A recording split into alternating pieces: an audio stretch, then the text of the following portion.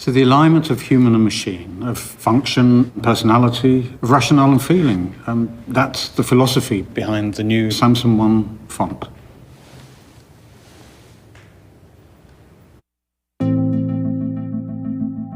Design a typeface mainly is thinking about creating a system, and it's a tool for expressing many different things.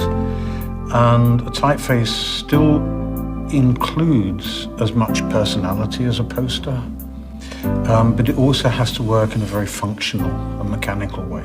What we tend to do is we look at the underlying functional needs of the typeface, but we can't get away from the personality elements.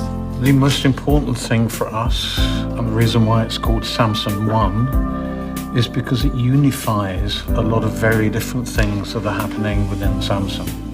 One of the most important things that can connect all of those things is the design of the typeface.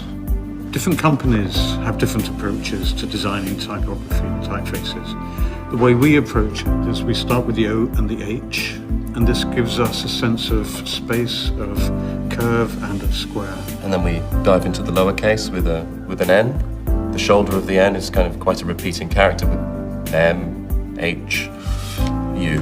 P is then important because you have the descender, which then you can think about for an ascender.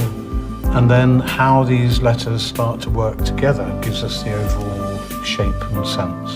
And even within this sort of very small set, that gives us sort of 80% of the DNA of the rest of the font. This is really just the beginning of the process.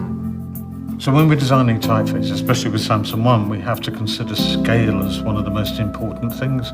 It has to operate functionally, very small on a screen, but also large as in like a packaging or an environment. And there's a lot of considerations we have to think about. So the spacing is key to this. The very large sizes, it's very close together, but the smaller it goes, right down to the micro sizes, it tends to open up. And this is to aid readability in small sizes.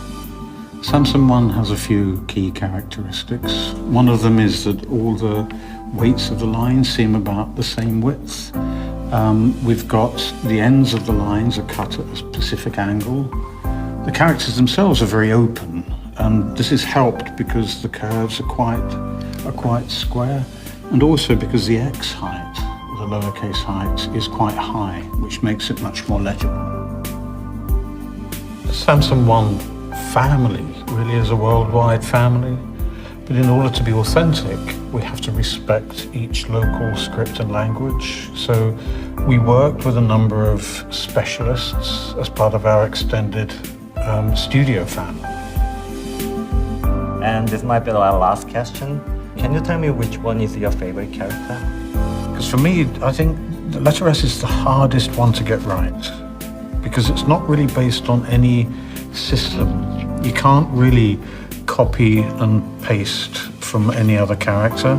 It's to do with the skill of the hand movement.